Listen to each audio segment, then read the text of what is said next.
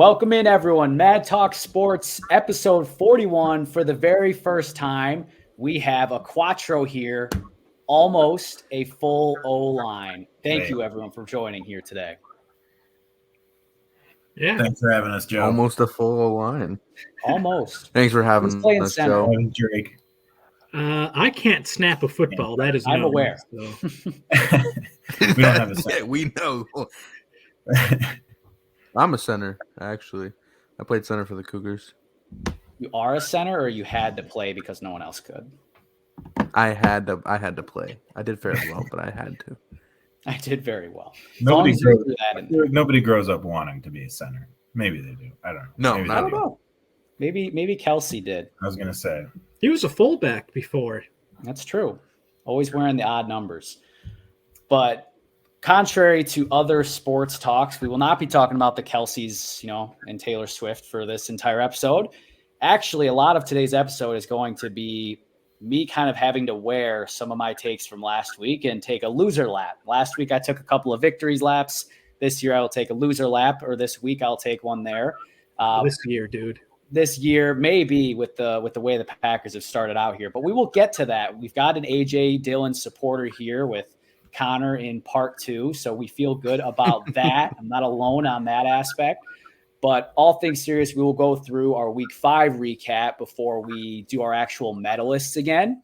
A couple of specific topics, a returning game in Mystery Madness, and lastly, of course, we're going to make all of our picks for next week. Make sure you choose right so that you actually make money. I did not make anyone any money last week. But starting off there with, again, me having to wear it. First things first, last episode, we spent about 40 minutes talking about the Niners, specifically Brock Purdy, who was excellent, and the 49ers absolutely kicked the crap out of my NFC pick in the Cowboys. So take your victory lap, Kyle, if you want to start. You still don't think Brock Purdy's good, Joe? You still think he's a bad quarterback? He was excellent, and I will be getting to him later. And he did make some throws that I was actually previous weeks were the ones I was asking for. So he absolutely played a great game. I'm not going to move the goalpost as far as saying it's because the Cowboys stink or anything like that. I believe in the Cowboys. So him doing that to a defense that is at least very good is very impressive. I am not ready to vault him into the top 10 or anything. I didn't say that. Right. And I'm willing to admit one thing. He is better than Jimmy G was for the Niners. I'm willing to admit yes. That's all we wanted you to say last week, dude. Exactly. Good. I will admit that, because another week of Jimmy G looking bad, and another, he's obviously not great, but Brock Purdy looks better than even Jimmy G did with the Niners, because he hasn't been making any mistakes really. So that's, credit to him. I still don't think he's special, but that wasn't necessarily the entirety of the argument. So I'm giving him his flowers there, if you will. But specifically the game, I personally feel like it was over when it was 14-0. That game was over. Oh, yeah. I fell asleep in the third quarter, so it was just a boring game, The 49ers dominated them. Yeah. I think they looked like they were in a completely different class, in my opinion, the 49ers in that game at least. I don't think it was necessarily as bad as the score looked, but I think you're right. As soon as the Niners went up by 2 scores, I just didn't see – the Cowboys' offense they couldn't keep up. Yeah, I think the Cowboys are just nowhere near the 49ers level, especially as a complete team. I think they maybe their defenses are kind of, near the same level, but their offenses seem so far apart right now. Right. Yeah, that's fair. And the Niners are just better coached. I think they've. I agree with that. And the Niners look like the very best team in football right now. I think that goes without question. However, we are still not even halfway through October. So this doesn't mean that the story's been written for the season. I'm sure the Niners wish that the playoffs started now, because if they did, no one else is ready for them. but it's a long season. I think in the grand scheme of things, I think it's good for the Cowboys to have gotten their ass kicked in this game, to have no excuses. Because if they had lost on like a close game where they're like, oh, you're a drive away, you're a play away, then you're not going to make any changes. You're going to go back into San Fran in the playoffs and lose to them for the third year in a row. Dallas matches up well against other teams in the NFC, but not the Niners. I don't think the sky is falling for the Cowboys. They got stuff to figure out, but there's enough time to where I think they will be able to and at least be viable. Yeah, no doubt. I think, in some ways, I think you can almost look at it as a good thing for the Cowboys to get humbled a little bit and to just show how much work they have to do before the playoffs start, for sure, and kind of measure up to those NFC teams before it's win or go home time. Right. Do you see what Michael Parsons said? No, what'd he say? He said, like, he was pissed that George Kittle had that "fuck Dallas" shirt on. Oh. So he was like, you just made it personal, and next time we're coming for you or whatever. And then Debo was like, you guys, I'm not even worried about you, basically. Ooh, that's dangerous. Why would they though, after beating them that bad? Like, I would feel the same way. Yeah, you know? I'd be like, these guys are a joke compared to us. Especially saying, oh, next time we've got you, like, I think the actually Niners getting completely destroyed. They've got their eyes set on the Eagles, in my opinion, from what I understand. That's they play like week 12, I think. Yep. That'll be a good one. I'm excited for that one. The elbow revenge game. Yeah, I do think it's dangerous for the Niners to overlook anyone. I think that's, that goes across the league. Anyone overlooking anyone is a dangerous thought. So, obviously when, push comes to shove and it's actually crunch time, I fully expect the Niners to come with their A game, as they've proven time and time again that that's what they do. Historically, they've only had a few Achilles heels. It's injury, which they seem to be one of those teams that typically has that, or at least every other year. It's been Jimmy G, and sometimes those are concurrent. And then last has been just like, in the Super Bowl, for instance, Kyle Shanahan, like with a lead meltdown. Like, those are the only things that we've really seen stop the Niners. I don't know if you could say you've ever seen anyone just straight up, head up, both bring their A game and they just get outclassed. Like, I don't think we've really seen that, at least not in meaningful games. I feel like the Rams NFC Championship a few years ago, they were pretty healthy and they just got beat. They did, but that's a game to where, like, I personally feel like the Niners should have won that game. Like, if Jaquaski, if he just catches that pick over the middle, that would have been, kind of a game sealer. People forget about that. Obviously, history's written by the victors, but I personally felt like they outplayed the Rams that game. Not to live in the past for too long. I don't remember too much about that game, but I feel like they were pretty evenly matched that year. Oh, for sure. Definitely very even. It was that wide open pick that hit him right in the hands and he dropped it. And that was brutal. And that's often brutal for teams in those close games. Like, that's just the way it goes. A game that was not close was another debate we had where I was the impassionate Bill Belichick defender, and he proceeded to have the worst home loss of his career and for the Patriots since, I think, 1970. So, ouch. And something that you said also last week, I believe, was that the Saints' offense is not good. Yep, I did say that. You did say that. You did. They looked pretty good. They had the best offensive game of their season, but until that point, they had not been good. They hadn't. No, I know, but what I'm saying is the Patriots let a bad offense look good. Yeah, and maybe it's because Judon and Christian Gonzalez, their two best defenders, are done for the season. That's part of it, maybe. But either way, the Saints, they looked good. And to be fair, the Patriots, specifically Mac Jones, basically gave them a free, 14 points. Oh, Mac Jones, Jesus. McCorkle. Bill Belichick has had his worst two defeats the past 2 weeks, and he's been outscored 72-3. Yep. 72-3. I thought he was, supposed to be some genius still, but it seems like he's just a bad coach. I think we talked about it a little bit last time I was on, but I think, Joe had mentioned that, this Patriots team maybe 10 years ago probably would have been a playoff team or a contender, but the game has changed. It's a different, it's a different NFL than what it used to be. And I don't know how much of it is that or how much of it is, the Patriots players or talent or what, but they look like a relic. They look like something of the past. Like they just don't look up to date like the other NFL teams. I don't know if it's what it is, but they just look. Which is kind of what I was saying last week. It just looks like they're trying to play a 2010 offense in 2023 and 2010 game in general. I mean, yeah, no, and it's not working for them. I mean, yeah, their talent is. It's very, very, very, very, very, very, very bad. But, Ramondre Stevenson's a really good running back. Right. I mean, and we've seen he had 8 carries. We've seen it work in spurts, in small, sample sizes here and there, but they haven't seemed to put anything together recently. Right. Yeah. Mm-mm. It doesn't help. Belichick is their GM, so he's also responsible for having such poor talent on that team. Yeah, he stinks as a GM right now. Yeah.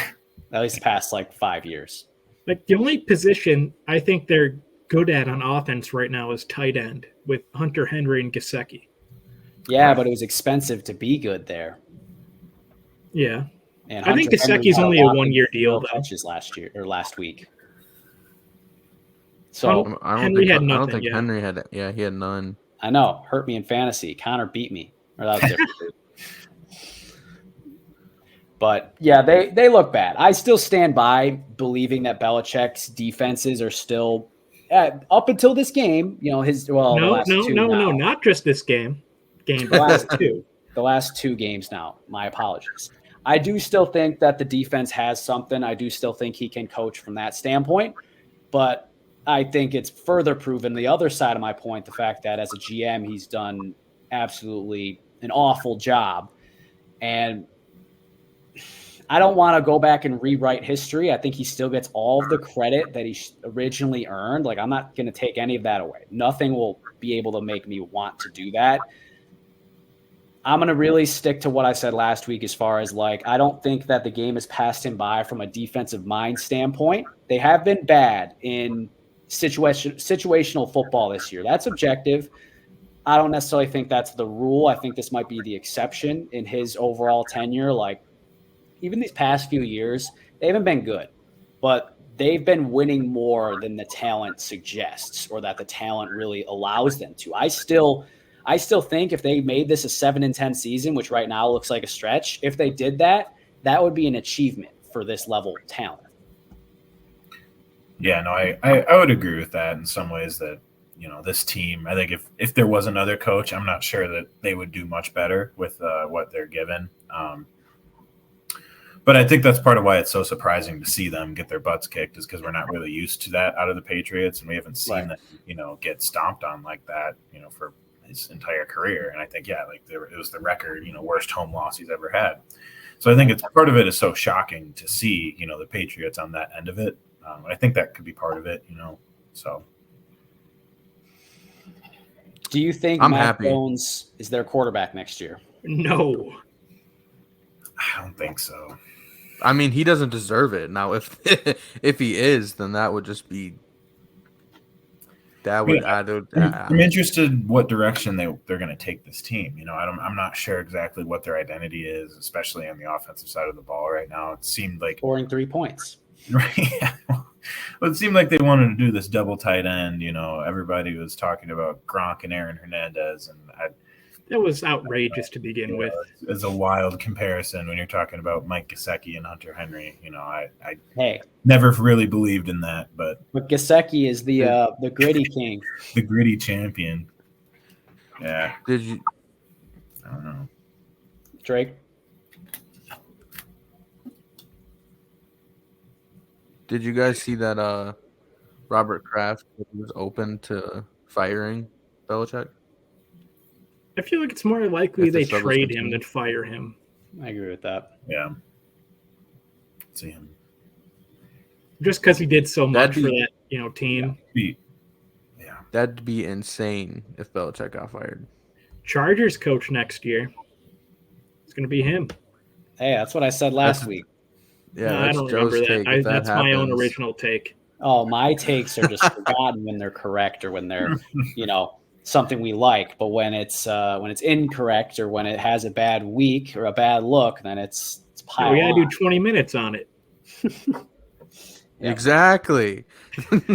You were patting your back all for the first hour last week, Joe. Oh yeah, and that's why I had no problem coming on here and wearing all And of my spending- incorrectness. And Which I'm not spending saying I'm only 3 incorrect on minutes. everything, but bad week, bad look. 20 minutes on good Joe takes, 3 minutes on bad Joe takes. Hey, we're at the 15-minute mark right now, and we still got a bad take to go, my friends. We got the Packers up next. Again, we've got an A.J. Dillon supporter here, but it was not a good look for the Packers, and I'll just have to raise one up in my cheesehead coaster. Dude, Joe, can you tell me why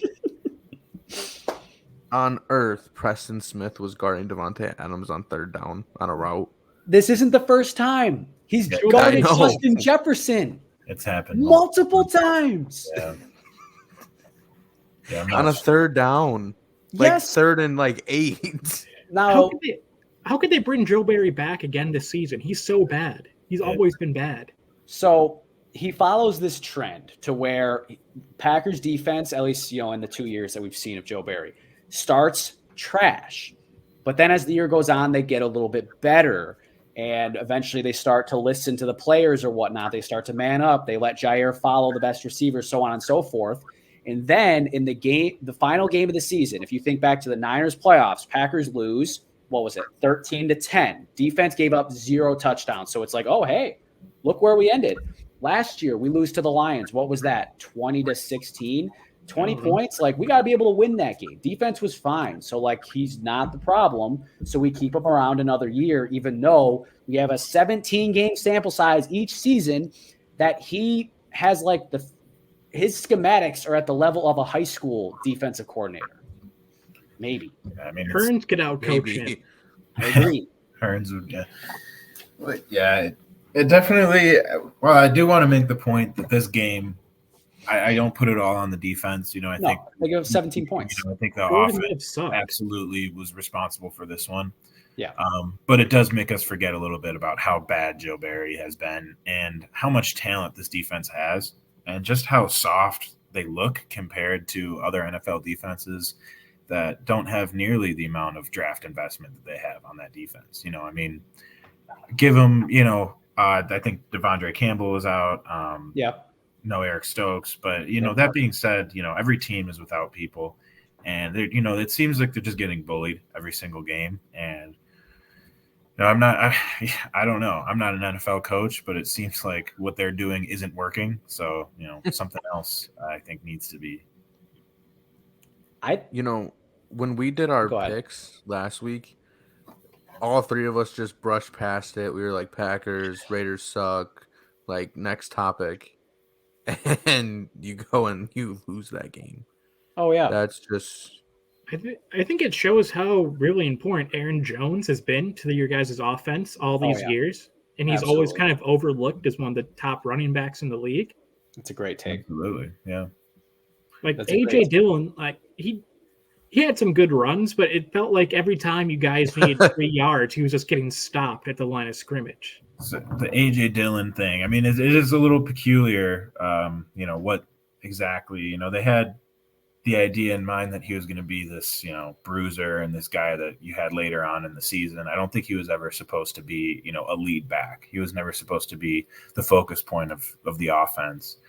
And, it's weird to say that he was the one bright spot on this offense, in that game. The offensive line looked absolutely horrible, and they have looked horrible for the past few games. And I mean, I got to give credit to Mad Max Crosby. He went crazy, had an awesome game. But that being said, I mean, it's tough. It's just that you can't get bullied like that. right to do anything on offense. And that's the key word, bullied, because you said that talking about the defense. That goes both ways. This is not a physical football team, and that's concerning. Sure, we looked physical against the Bears, but since then we've gotten out-muscled by the Falcons, out-muscled by the Saints, out-muscled by the Lions for sure, and the Raiders. That is where it's like, we got to tick it up a notch. We're starting these games so slow. It takes the offense forever to figure out something. I don't know if it's a lack of preparation. I don't know if they're practicing too soft. Now, I will say, season's not over. It's obviously, again, October 11th right now as we speak. There's a lot of ball game left. We're about a third of the way through, not even. And there's a young team. We know there's growing pains. So the season's not over. That's not what I'm saying. But we have serious issues we need to address this year and beyond. Being a more physical team, being a more prepared team, and having more attention to detail, because we are lacking all of that. I have a question for you two Packers fans. Sure. If say they win 5 or 6 games this year, do you think LaFleur is still the coach next year? I think it's going to take more than 1 year I think one mediocre season isn't going to. Last year is pretty mediocre too. Oh, for sure. Sure. Yeah, I mean, I just think that he did so much winning in his time there, as a coach early on, that it's going to take significant amounts of losing, I think, for them to fire him. But we also have to remember it is Green Bay. There's not a very high threshold for losers, and so. Yeah, McCarthy got fired after like an 8-win season his last year, didn't he? No. It wasn't 8 wins? No. So it was. I was at McCarthy's final Packers game. It was during season. We played the Cardinals. He got fired mid-season. Yes. Josh Rosen Cardinals in Lambeau, the same Josh Rosen Cardinals that went on to have the #1 pick and take Kyler Murray. We lost that game, and he was fired the next morning. I guess I just don't remember that. 14. We went 6-9-1 that season, I believe. I think you guys just lost to the Raiders. If there's a catastrophic ending to the season, and maybe they win 1-2 more games, then I think that it's possibly on the plate. But right. I we'll see. We have to temper expectations. Remember, obviously, this team is the youngest team in the NFL, and next year they're going to have a lot of cap room open to make moves and to do other things. And I think this year also is a little bit to test out, which guys are really there to play, which guys are going to be part of this team going forward. But yeah, I think we'll see. Do you guys think that the Jordan Love play the last couple games? What do you guys think of that? Do you think that it's dropping because teams are getting film on him finally and picking out, tendencies and struggles and everything, or do you just think that he's young and it's his first couple starts and it'll improve? I think it's both. I think he has been objectively had back-to-back bad games, especially this game. Like Drake, I said this in real time to you. That first pick to Spillane of all people, that was one of the worst reads I've ever seen. Like I said to you, even if Spillane weren't there, it was still the wrong read. There were still 2 defenders bracketing that receiver. Like, best case scenario, that's a throw where they drop it and you're like, oh, thank God that didn't get picked off. That was just bad. So he's got to be better. But I do think defenses have started to say to the Packers, try to throw deep on us. We don't think you can. And I do think that's from an arm talent standpoint, that is where Jordan Love needs the most growth, is those longer plays down the field. He's had some decent throws, but very, very inconsistent on that margin. So, again, I think it's a combination of a skill standpoint, needing to learn, needing to grow, needing to play. And it's also defenses making it harder because they understand where he needs to grow. Yeah. I agree. That's why I asked. I just wanted to, And when the O-line isn't getting bullied, he does fine. Yeah. Well, you could say that about most quarterbacks. So it's definitely. I mean, a lot of the issues. I think it's a very young team, and I think a lot of the teammates aren't necessarily helping him out in a lot of ways. And I think especially the receivers, whether it's Watson, Dobbs, right. separation has been an issue this year. It doesn't seem like they're quite, especially Christian Watson. You're going out there and expecting this guy to, be the burner, and it seems like he just isn't quite getting that separation. I don't know what the issue is on that, but either way, I think it's also hard when you aren't getting, however many yards per carry for, AJ Dillon is whatever he's averaging, 2-point-something yards per carry. They're not really respecting that run game so much.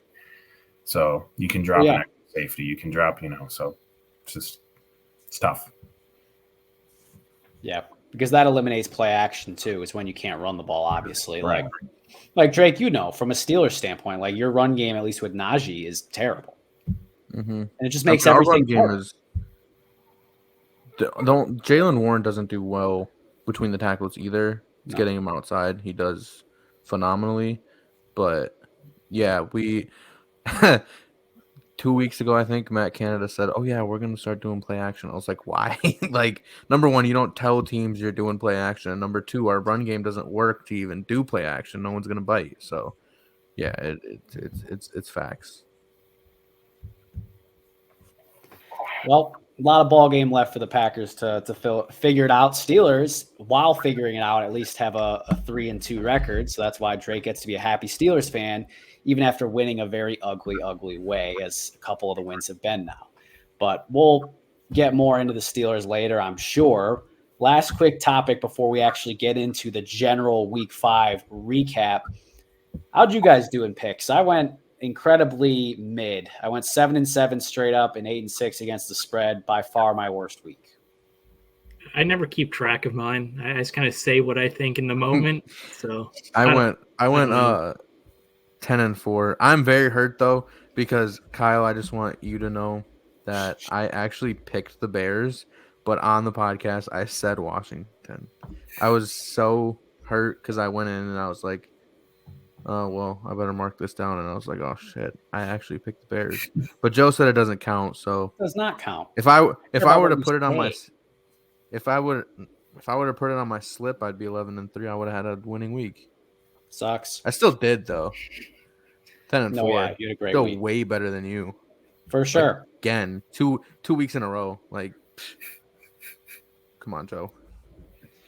Yep, rough stretch after a blistering hot first 3 weeks, 2 very mid weeks to follow. So hopefully we do a little bit better this week. Kyle, I ask that you try to keep track of your picks so that you're not just recklessly out here saying like, "Oh, I got the Bills," and then we and Drake were right about the Jags. Dude, I don't think I'm gonna be on the show like every week. I didn't You're think a so either. permanent guest now. Get used to it. You're stuck, especially now as basketball season comes around. Since you just mentioned how that's your more prominent area of expertise, even so. That's when we like to lean on guests is during basketball because, I wouldn't say we're a little bit more than a casual fan for basketball, but not nearly to the level. Oh, I'm a big regular season watcher, so he's going to come on here and be like, dude, did you see that pick and roll of Jaylen Brown and Kristaps in the third quarter at the 7-minute mark? Jalen Brunson went crazy last night. No. I definitely watch a little more basketball than Joe. Joe just watched the Bucks. I don't have a favorite team, so I just watch. You're not a Heat fan anymore? Never was. I'm just a LeBron fan. I thought you were a Dwayne Wade fan. He was both. Well, Dwayne Wade retired. I can't watch Dwayne Wade. Yeah, but you're a fan of that team for so long. Might as well have just stayed with them. Oh, well. Let's save NBA for next week, huh? For the most part. I mean, I love Jimmy Butler, so I still watch. Jaron Butler. Everyone knows Jaron Butler. Jaron Butler. All right. Well, let's move on to the next area of Week 5, and that's medalists again here. And as always, we start at the bottom of the winners stage with the bronze medals, and let's let Connor, our newer guest, newer than Kyle, as less free or less. I've been on 4 of the last 5 weeks. So. Exactly. Our less recent guest. 4 of the last 5. All right. So this week, all right, my bronze medalist, I kind of have 2 guys. Didn't know who quite to give it to. But they're both on the same team. Joe Burrow and Jamar Chase. Just that duo just went absolutely crazy this week, and I got to give a little bit of extra points to them just because they haven't been killing it. It hasn't been a great season for them. Just so to see them make that connection, it's pretty cool. And so I got to give them my bronze medal for this week. I'm a big Jamar Chase guy. He's on my fantasy team, so I agree with it. You agree with it, as in you had the same thing? Yeah, Jamar Chase is my silver, so might as well give him my praise now. Yeah, 15 catches with 3 touchdowns. That's insane. Excellent. It's against the Cardinals, but they do have like a decent defense. So just a great performance. That was the reason I didn't put him higher, was just because it was against the Cardinals defense. So we got to take it easy a little bit. But yeah, their defense isn't horrible. Yeah, I mean. Okay, well, Kyle, you gave away your silver already. Might as well give us your bronze. Fred Warner, he had 8 tackles, 1 sack, a forced fumble, and a pick. Looks like the best, in my opinion, he's the best middle linebacker in the league. Oh, it's not probably going to be first-team All-Pro again this year.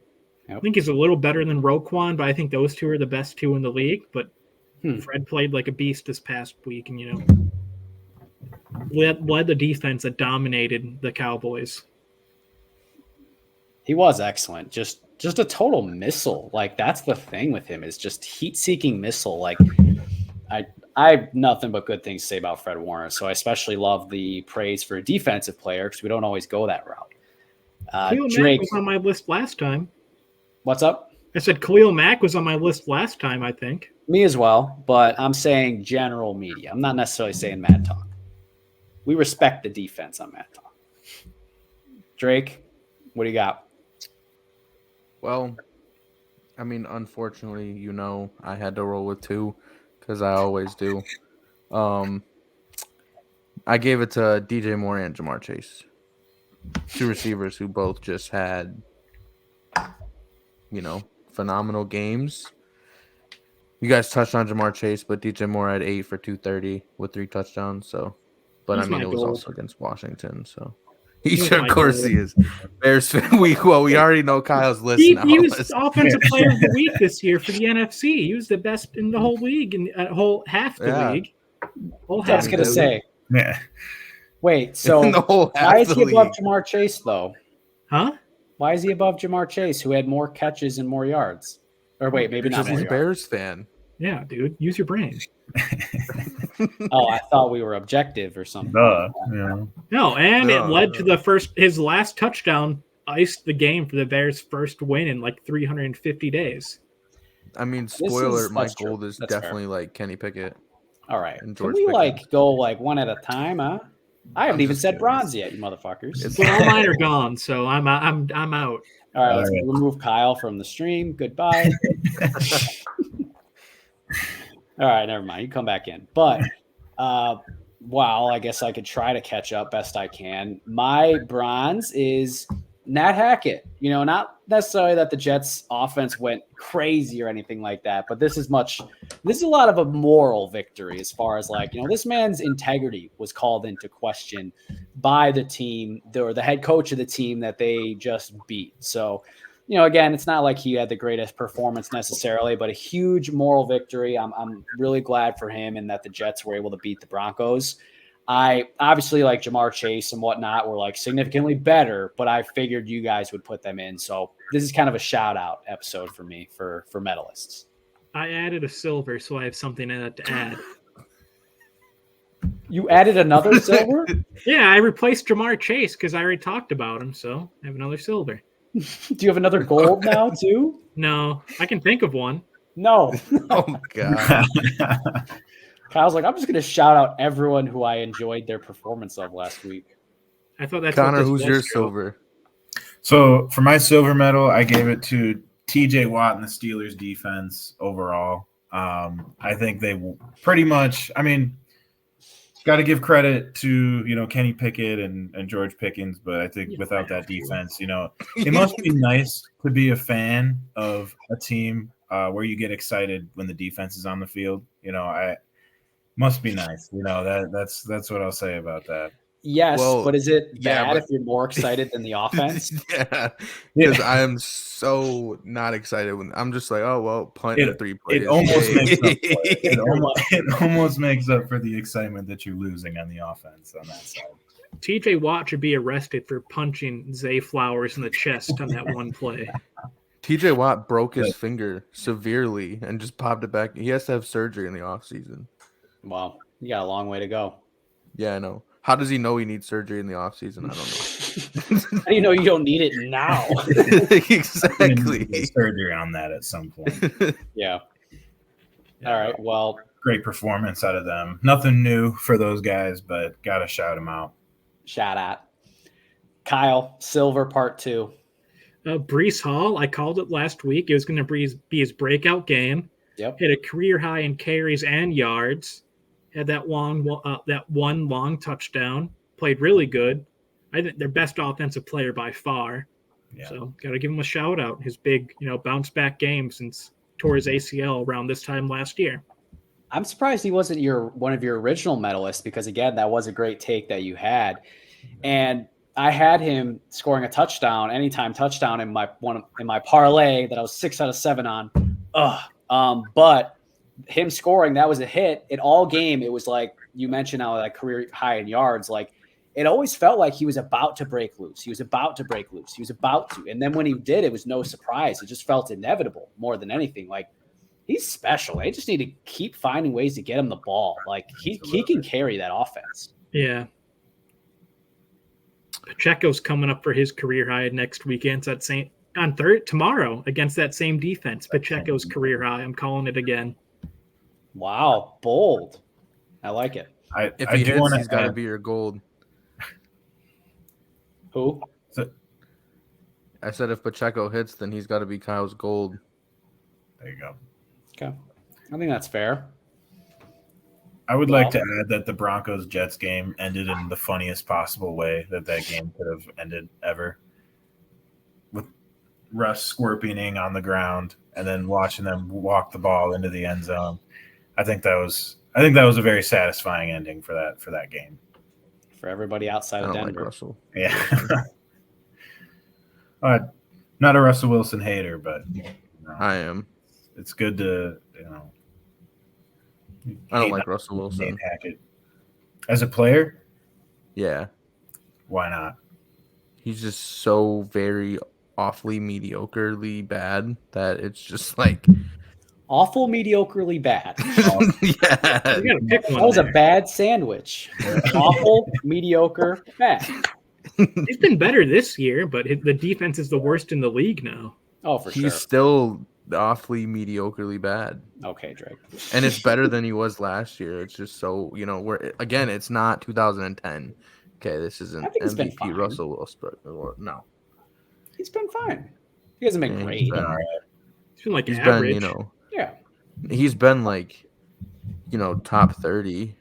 If he was on the Jets right now, they'd be much better. Yeah. I mean, I would take the offensive line of the Broncos any day of the week over the offensive line of the Jets. The Jets I agree. line is Especially with Vera Tucker out. Mm-hmm. Well, my silver though is it's got to be Brock Purdy. Mm-hmm. We talked about him already, but 4 touchdowns, no turnovers again, and McCaffrey had a bad game, so like the excuse can't even be, oh, McCaffrey carried the team. No, Brock Purdy carried the team this week against one of the best defenses proposed in the league. The emergence of Big Cock Brock. I'm here for it. All right. Nick Foles. Wow. Sorry, is this a family show? I know. I don't know. I called you guys motherfuckers earlier. I don't think so. Okay, I'm allowed to say that then. It asks me on YouTube, but I've just never heard of that before. The ballad. You heard of Big Dick Nick? The ballad of Big Cock Brock has just started. Did you just start that, or? No, that's been going. I feel like I heard that before. I haven't heard it. You can't take credit for that, Connor. I'm not that original. I'm giving Connor credit because I haven't heard it before. So Connor, I give you credit for that one. Connor gets the gold. The voices took me. Do you remember when they called Drew Lock Horsecock Lock when he was on the Broncos? No, you won't. That was a dream, Joe. I don't think anyone else Yeah, remembers. that was only good. you. That was only you. I remember I was an avid Drew Lock hater, but that was a meme going around, man. I No, plugged in no. NFL memes. Don't question. No, it was not. No, I remember during a fantasy draft a few years ago, you're like, what do you think of a horse-cocked lock? I was like, what the fuck are you talking about, man? I'm gonna have to cite some sources or something. I'm gonna have to touch Joe's integrity is being attacked. again 2 weeks in a row. Yeah, I got up, I moved my laptop like 3 seats down on Jay's bar in his basement. I was like, I don't want to sit by this guy anymore. Yeah, okay. All right.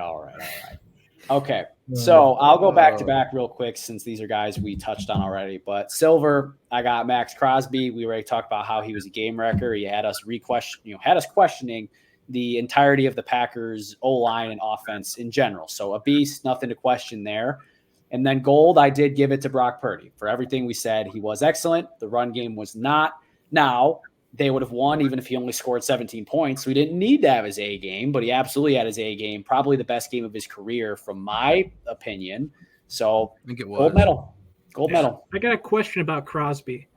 Do you guys think he's been on like the same tier as Bosa this season? Because Bosa's having like not the best year so far. Yeah. Yeah, Nick Bosa, not Joey. Joey's been out a few games. I forgot there was 2. I kind of forget about Joey Bosa. I figured you were talking about Nick. I feel like everybody forgets about Joey. Yeah, a little bit. Yeah. I think that Bosa and Watt are in like the tier of their own, and then Crosby's probably the best of the tier below them. I think. That's Yeah, fair. I think But I mean, you got Parsons Myles to the tier Garrett too, and Parsons. Yeah, so I mean, There's a lot of good edge rushers. yeah, exactly. So I think those are the best, though. Those 5. Yeah, definitely. And then after that, you get into the Garys, the Brian Burns, the. Daniel Hunter's having a comeback year. I wonder if he gets traded. They probably should, but they won't. Yeah, I mean, we'll see. But let's wrap up with the gold medalists. Kyle didn't bring a gold part 2. So Did Drake get his yet? I mean, my gold was Fred Warner, so I had the same one. So let's go. We're on too much of the same page here. It's the almost O-line thing, I guess. Okay. I also want to give Kittle a shout out too. George Kittle had a great game, and he had a great shirt. Finally getting his. Yeah, he did. One more shout out Sam Laporta, best rookie tight end in a long time. Laporta showing up. I'll give another shout out too. I'm just kidding. I'm just kidding. Crushing the rookie tight end hate or the reputation, Sam Laporta. Wow. Yeah, I mean, that's true. Fantasy wise, he's the number 1 tight end in fantasy football right now. Yeah. Touchdowns will do it for you. To be fair, Kelsey and Andrews have both missed a game each. Missed a game, I know, but remember when Waller was considered on tier with those 2 for fantasy? And then he went to the base their entire offense around a 32-year-old tight end. Pretty much with a good season in 4 years. With a quarterback who probably wouldn't even be good in CYC. Hey, don't say that about Vanilla Vic. Dude, he can play for the Browns. The CYC Browns, that is. All right, moving on. So, last couple things here from last week. My one thing I was right about, the one thing I was right about last week is that Joe Burrow was going to have a great game and that the Bengals offense would be quote unquote back. So, to that end, is he back? Is the offense back? Are the Bengals back on track? I mean, it's a good step played the in the right direction. Yeah, you go ahead, Drake. My bad. I was just gonna say they played the Cardinals. They've got 3 very tough games approaching. They've got Seattle, San Francisco, and the Bills. So, Drake, who'd you pick to win that game? Yeah, I picked the Cardinals. Okay. Yeah, but you can't say that he's back because he had an okay game against the Cardinals. When you've been on this roll about how bad the Cardinals are. They are bad. Yeah, so I mean, I picked the Cardinals because I don't trust them. No, I just don't. I mean, they won. That's cool. You get a pick wrong. That's fine. I don't care. But I still don't think that they're anything to play with right now. Like I think it's just like a good step like- in the right direction Yeah, I for mean, their offense. No T. Higgins in that game either. Big Trent Irwin game. So That's if true. they can get I him just wanna- involved at all, that's another guy they have, I just want to see how they play against a good team. I just need to see them put it together for more than 1 week. If I see this out of them consecutively, then I'll call it. But Right. just if I didn't count them out after their first bad loss, I won't count them back in after their first good win. So Agreed. And here's where I'm going to kind of sound a little contradictory to where I was sitting last week and talking about how, like, we're writing them off too soon. Like they're going to have a bounce back week and kind of get back in the right train. I do agree, Drake, that one, it was against the Cardinals, who we don't think are, a very good team. And we need to see it more than 1 week. Like, again, they looked good. They looked kind of some resemblance of who they've been the last 2 years. They're not fixed, and they're going to have a really tough test this week against Seattle. So I think we'll really find out a lot. So he's not back. I think we're all on the same page there, but we do all agree that was a must win. They had that win. And at the very least, any talk about how Burrow needs to be sitting and they need to let a backup play for him, I think that talk we can put to rest. For now. I mean, yeah, if they're 2-8 at some point, we're going on week 6 here. If they want a chance to get in the playoffs, make a run, then it's with Joe Burrow. It's I don't see anybody else getting him there. So, I don't think that Burrow should have been pulled or anything. I just think that if he was battling an injury, the decision should have been made prior to week 1. Like, hey, you're going to sit for 2-3 weeks, maybe go on IR, come back week 5. But they played him from the get go. They have to live on that ship. If he's going to struggle with the injury all year, then they have to live with the record, because you can't pull your franchise quarterback, 6 weeks into the season. Right. I agree with that. They got to roll with him unless there's, unless the injury goes in a different direction. So I 100% agree with that. Next up, 2 specific games I want to dive into because they were really meaningful matchups. And first, I have it listed the other way around, but first we'll start with the game that happened first as far as the London game with Bills Jaguars. Now, Drake and I both had the Jags in that game, but from your perspective, I'll pick the Bills. Kyle picked the Bills. From your guys' perspective, was this more about a plus for the Jags or a minus for the Bills? I think it's more the Jaguars were in London for 2 weeks already, and the Bills left 2 days before the game. So I definitely think there was an advantage on the Jags side for sure. Oh, for sure. I think it was kind of a perfect storm of a few different things, and it kind of just landed in the Jags' favor in that way. I don't think head-to-head, I think the Bills are a better team. But, given a couple factors, such as, they were in London for 2 weeks, and the Jags, they're used to playing in London. They're, it's basically their second home. And I think they matched up pretty well with the Bills overall with what they have. So, I think that just kind of the ball rolled their way. I think that it was just it was more about, I don't even know. Like I said a couple weeks ago, the Jags need to get on they need to gain some type of momentum, and maybe this is it. But the Jaguars it was a grinder game. It wasn't like a big shootout game where someone got embarrassed or someone looked bad. It was just a grinder game, and it came down to the Jags won. So I think it shows they could also run the football a bit when they need to, because ETN had a big game against, pretty good defense against the Bills. Yeah. So, that was a great performance by ETN, especially by the end. But to be honest, in the first quarter, their run game looked awful. It wasn't until Milano goes down and Ed Oliver goes down that they actually start to move on the ground. So I'm concerned, as someone who's very high on the Jags, on if that run game is actually going to translate when they play a healthy defense, whether it's the Bills or whether it's someone else. Now, they benefit from having a soft schedule here on out. They've already played the Bills and they've already played the Chiefs. So, again, the toughest is behind them, essentially. So I think either way, they'll have a great record. everyone is all on the same page that they had a huge advantage being in London. And obviously the Bills looked jet lagged. I don't think it's a coincidence that all those injuries were happening like that. It's a bad decision to go across the pond at the very last second. Like, you should go right away and be there for the week. I think that there's enough evidence now that everyone should agree.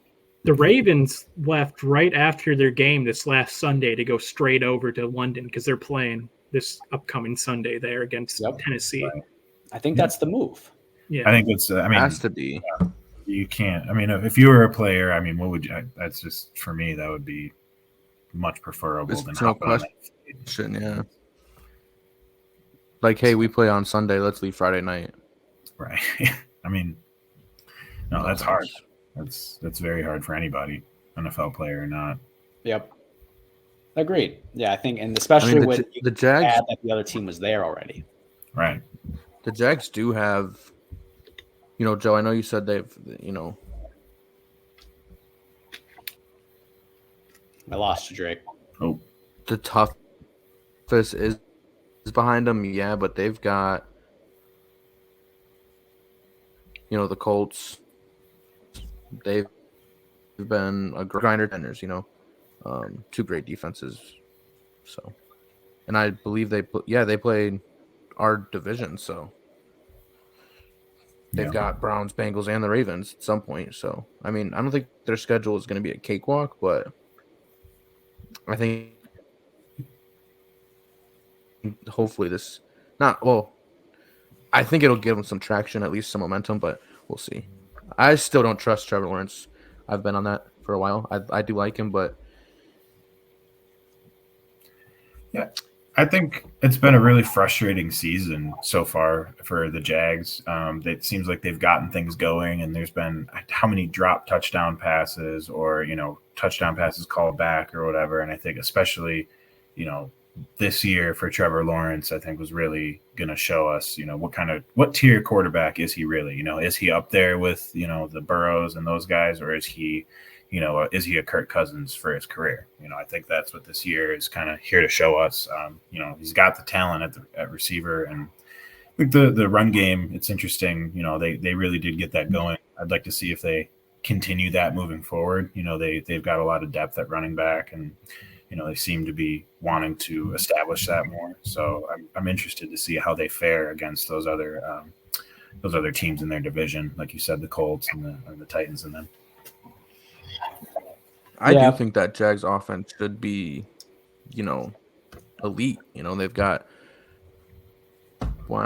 Ridley, Kirk, Ingram, Etienne, Zay Jones. Zay Jones. I was blanking on his name, but that offense should be elite. I don't know why it hasn't really sparked yet, but again, like Joe said a couple times, it's early. Yep. Yeah, I mean they coming back from London with 2 wins as well. You can't underplay how much confidence that's probably going to bring them coming back. So yeah, that's definitely true. And I think what you guys said made a lot of sense. Like, Drake, yes, the teams in their division, give them trouble. And that seems to be the case for really all the NFC or AFC South teams, They kind of match up well against each other. They know each other very well, regardless of who the coach is. It seems like it's just tribal knowledge. I don't know what it is, but it's a little weird. Like, no matter who's better, who's worse, like, those are always, they kind of got every now and again. So that's absolutely right. I am a believer in Trevor Lawrence still. Like, Drake, I always have been, for pretty much as long as we've seen him in the national spotlight. He does have his flaws, though. And I think a very smart observation was made by Kurt Warner this week on the broadcast. He said, Trevor Lawrence misses some layups. And that is very true. He misses some easy throws and makes life harder than it needs to be. At the end of the game, when he was hitting Ridley on those conversion plays, like, those were tough throws. And he's hitting those like it's nothing. But it's the easy ones that he seems to miss a lot. And he needs to clean that up for them to ascend beyond the divisional round ceiling that they set last year. Yeah, I would agree with that. I mean, there's a lot of plays there where, it seems like he's trying to do too much, where it's just, you just need a little, dump off, and he's throwing it into the ground or throwing it above guys' heads. And yeah, I mean, it's a killer. Well, let's move on to another good game from last week, a surprising one. Drake was the lone wolf in getting this one correct. The Pittsburgh Steelers prevail and defeat the Baltimore Ravens. Drake, take your victory lap as the happy Steelers fan. I mean, it's not much to say, you know. It was, I mean, I called it. I knew people. I forget who the analyst was, but there was like 12 of them. Only one of them picked the Steelers. Adam You know, Rank, like, come on, man. Yeah. Bears fan. Shout out Kyle. There you go. I mean, I knew it was gonna happen. Clearly, because I picked them right, but Clearly. Yeah, I mean, I was still disappointed in our offense, obviously, because our offense stinks. Pretty bad. Yeah, it's awful. But on the touchdown from Pickett to Pickens, Kenny confirmed that he changed the play, changed the route and the coverage for that play to score. And just watching the replay of like Matt Canada sitting in the booth with just the expression of this, like when he scored, like exactly, like Joe said it. Well, when we had talked about it, you said exactly what I was thinking. Oh, my plan was to run for -4 yards and then figure out the next play. Like I said 1 yard. Come on. 1 yard. Well, so okay, -4 yards because that's usually what we get. His thought process was literally probably, oh, my plan was to punt on this drive, but I'm so still just not happy with our offense at all. But our defense is phenomenal, and the Ravens still look. I saw a meme or a graphic or something that said, it's like, oh, you know, the Steelers scored 17 points. They must have had 2 touchdowns in a field goal. Surely that must have been what happened, right? Nope. But it's not the way that team works. Classic Steelers. No. The Steelers have one way to win. Ugly. Ugly. 3-2 though. Shout out. Guess what? We find a way to win the. We find a way to win the. Find a ugly way, ones. and there is value in that. So I think it'll be a 500 season, give or take 9-8. Yeah. I think the Ravens really sold out on that game. I think the drops were apparent. We're seeing a lot of that. Lamar throwing that pick in the end zone, brutal mistake there. But also, I think Harbaugh was too aggressive in the red zone. Field goals against a Matt Canada offense are just fine. Like literally. You got like 2 quarters before the Steelers catch up to that. Like as long as you don't give them the points. So I think John Harbaugh made massive errors when he went for it on 4th down. I needed the 3 points in fantasy too. That would have helped me against Connor. Maybe not. Jordan Love sold out for me in Monday Night Football. Any hopes of a comeback? Ew, you started Jordan Love? Gross. Over Dak, yeah. Dak against the Niners or Jordan Love against the Raiders. I think that's pretty obvious. Not that either option is all that great. Sam Howell. Wasn't an option. Somebody else did. No, was not an option. But yeah, so credit to the Steelers. Hang on. Sam Howell's not an option in that league? Mm-mm. Someone picked him up for a bye week, I think. Not all of us are in 6-man leagues, Drake. You're lucky to get your hands on Ritter in our league. Jeez. People hoard QBs in our league. They do. I'm gonna go pick up Howell right now in the league Kyle's in with me. Wow. But yeah, so that Kyle, I don't know if you've said anything about this game. Do you have anything to add there? The Ravens receivers bailed out the Steelers big time in that game. Huge. For 100%. sure. Like finally, you know, everybody's talking about getting Lamar weapons, and he finally gets his weapons, and worse than before. Weapons aren't weaponing. So does he have weapons? He has Mark Andrews and Zay Flowers as a rookie receiver. Got Rashad Bateman, yeah, but yeah, I mean, he's been really bad this year. Yeah, I mean that's kind of a disappointing. He was a first-round pick, like what, 3-4 years ago? Yeah, believe so. Yeah. Wow. Okay, well that'll wrap up that topic. We'll get to both these teams later in some capacity. Actually, not the Steelers; they're on bye. Shut up. Sad because I can't pick them. We'll skip the injury question we had on here, just given time. It's the least important of the remaining topics here. Last thing, what's up? Can I just say one thing about that? Okay. No. Switch to grass. Simple. Oh, for sure. Yeah. Simple. I don't think that's even a. Yeah. I think the one injury that wouldn't have mattered this week was Milano's, because he did break his leg and tear some ligaments.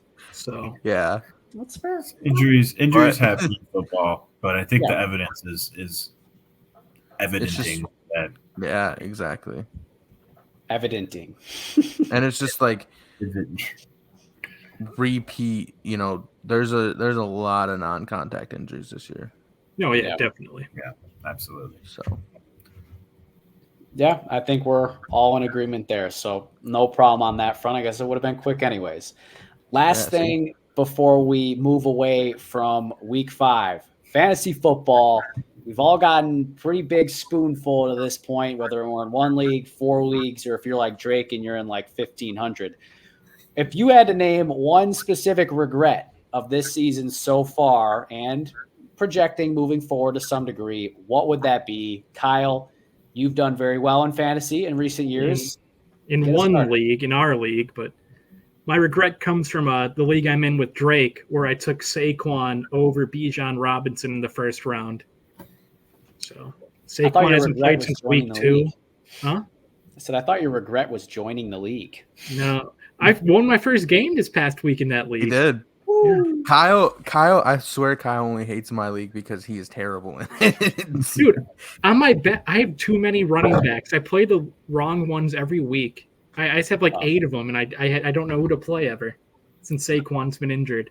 Well, I'll take one from you because I need one now that Give me Jefferson. Wow.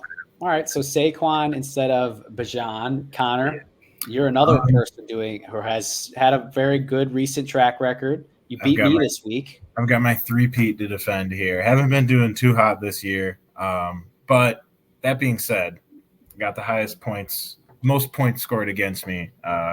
So we're loser talk. It's a tough world out here. We're holding on strong. I would say my biggest regret.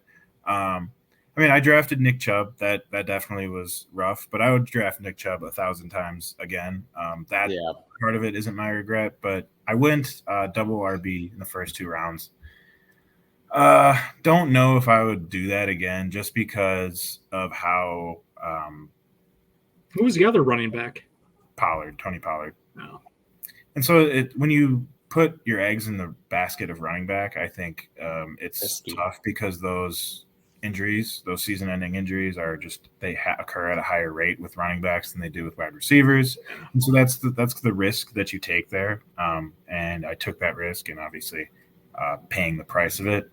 But another one that I would add is just specifically, I think something I've noticed this year was those mid-tier wide receivers, like specifically from rounds about 3 to 7.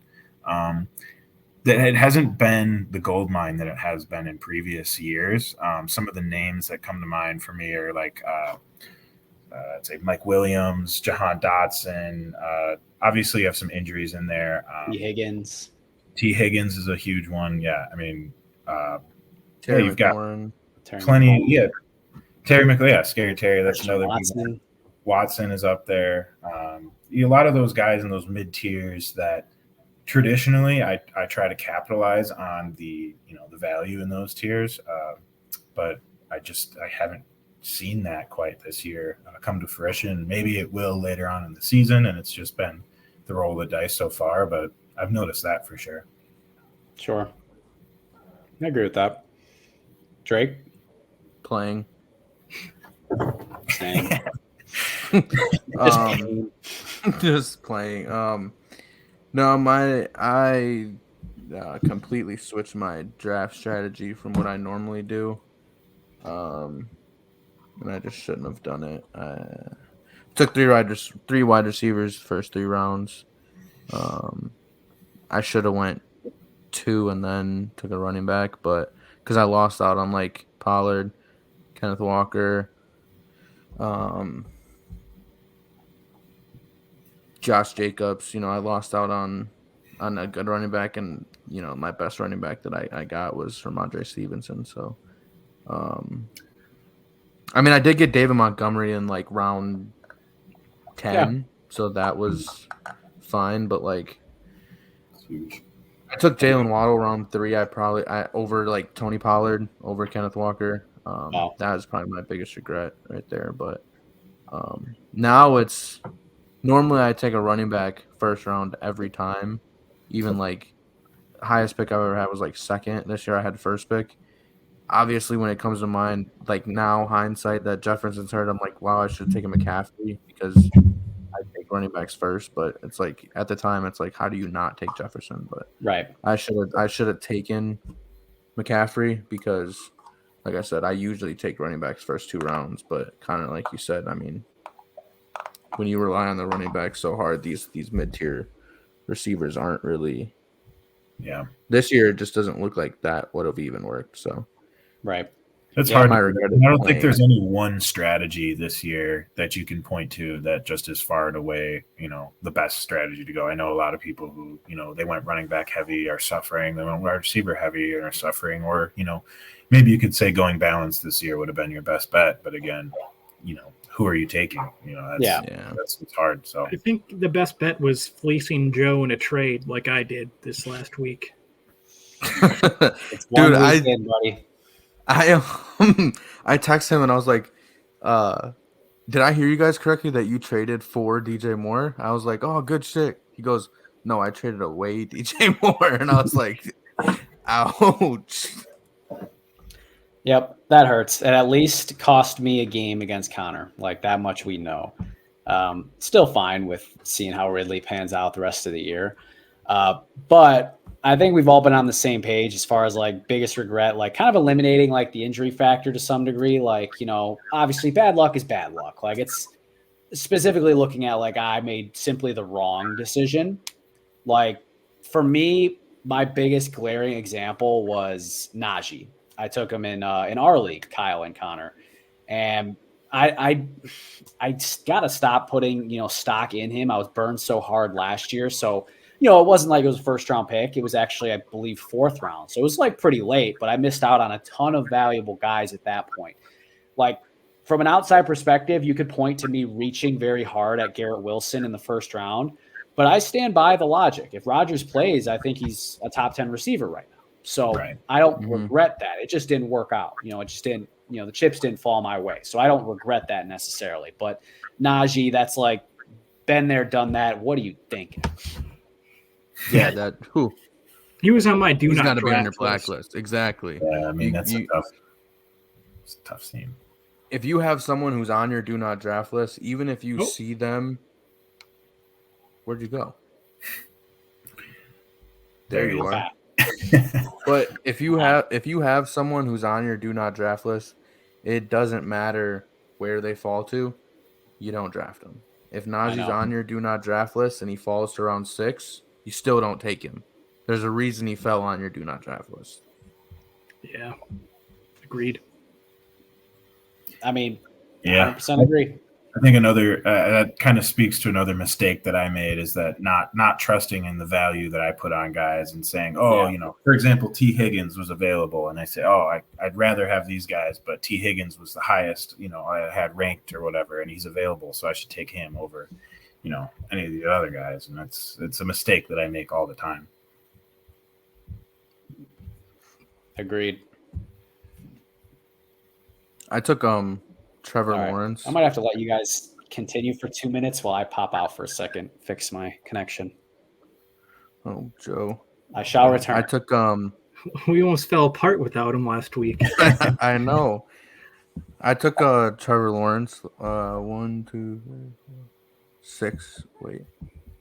6th round, and I dropped him like 3 weeks ago. So damn, it's a waste of a 6th round. Trevor Lawrence, I think that he still has. I don't know. I think there's still value to be had from his season. I think that the worst is behind him, but we'll see. Maybe I'm partial. Kirk and CJ Stroud. So how about CJ Stroud? That's I know. that's an awesome development, especially the history of the Ohio State quarterbacks recently, but Sucks about Tony Richardson though. Same draft class quarterbacks. Out. He's on IR at least 4 weeks. I know.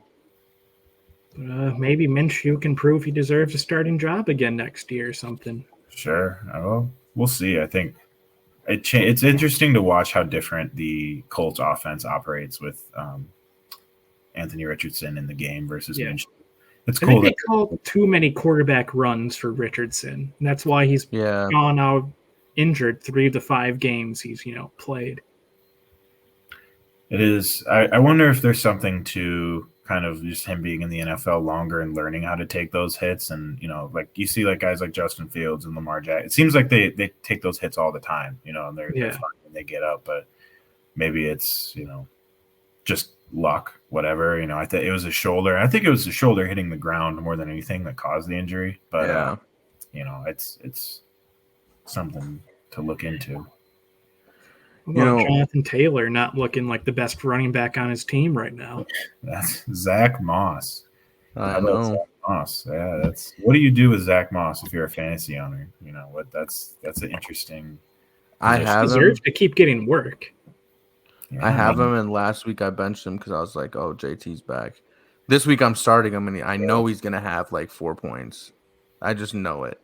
Did he start his first in his career on the Bills? Right, he used to play for the Bills. Am I correct on that? He was always the secondary guy. Yeah, but he wasn't a starter. Devin Singletary, right? Yep. Yeah. I also want to say, Joe, you know how I just told you about all that, do not draft list thing? Yep. I just looked at my draft, and I did exactly what I just said you don't do, and I took Kyle Pitts in round 9, and he's on my blocked list, but I took him over like Pacheco, Rashad White, Jordan Addison, Quentin. I took him over guys who could have been playing for me right now, and he's not on my roster anymore. So it was like Pitts' career best game too. That's I know. Yeah, and like he might have 1 or 2 more of those this year, and that's it. It's Jonnu Smith season. Jonnu Smith. Yeah, who would have thought? Me. The Ritter to Smith connection. Electric. Drake London was getting used a decent amount, though. That's good to see. Yeah, it's good to see Drake London, living up to that hype. But they got Van Jefferson, so they're going to throw to the guy not as good as him, because that's what they do in Atlanta. That is what they do in Atlanta, where the play is played. All right, guys. Well, appreciate you filibustering with fantasy talk while I figured shit out here. But next up, very excited about this one. We've got the return of a segment, but it's the debut from a visual standpoint. Every time we've done it before, has been strictly audio for our Spotify listeners, which made it very difficult to repeat stats over and over again, back and forth. It wasn't as enjoyable as it should be, but now it is the new and the improved Mystery Madness. Thank you, everyone, for being in here today. I do have a graphic prepared for us, and I will pull it up. So I can take down the secondary banner. I'm back now. Well, we are now at Mystery Madness. So for those of you that do not know, the rules of the game are simple. We will provide 2 mystery identity stat profiles to be pinned against each other, essentially A versus B, but in today's case, it's white versus yellow. And everyone will say which they would take before we reveal the mystery identities and the madness that it presents to us. Any questions on the game itself? Can I give a push on any of them? No. Okay. You take them as it is.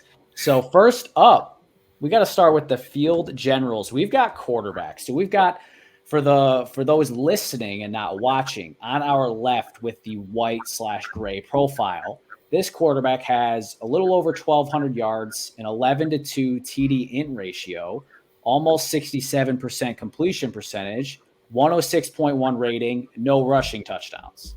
The yellow profile, similar yardage, 1,265, a 9-3 TD int ratio, almost 70 completion percentage, 104.4 rating, and 2 rushing tutties. I guess we can kind of go in order in the way that we're viewed here. We can go top down. Oh, boo. Oh, boo. Go bottom up. Yeah, I'm going to go bottom first. up. Drake's lazy. I'm taking the guy on the right, even though he has one more pick. If you add up their touchdowns, all together, they have the same amount. And I bet the guy on the right has more rushing yards that, just aren't on the graphic because it looks like he uses his legs a little more. They're about the same. I'm going to take the guy on the right. Okay. Yeah, that was pretty much my same reasoning there. I'm going to take yellow just because, if he has 2 rushing touchdowns, I'm assuming you've got that rushing attribute there for him. And all else being generally the same, I'll take that over the I guess the rushing yards aren't on here, so maybe the guy on the left is just running around a bunch and just hasn't scored any touchdowns. But maybe, given the graphic, I'm going to take the guy on the right, the yellow.